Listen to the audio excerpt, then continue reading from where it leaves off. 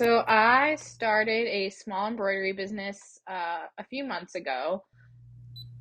On other social medias, I was seeing like these really cool, designs, and I'm like, wow, I think it'd be really cool to make something like that, which is how I started moving towards like the process of like finding a machine and doing stuff by a machine versus by hand.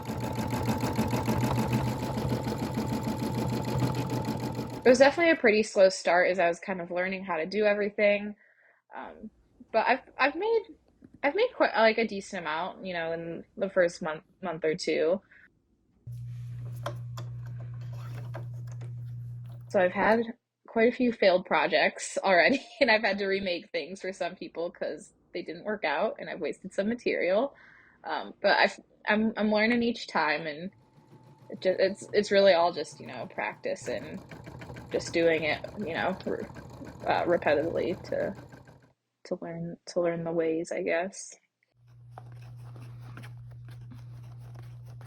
Right now in my business, I'm still in the process of working towards making that money back that I initially invested. It's been a slow growth, but it's growing pretty steadily, and I'm getting new people reaching out to me with things that they want. So I'm excited to the place where I've like recouped that and as actually technically profit.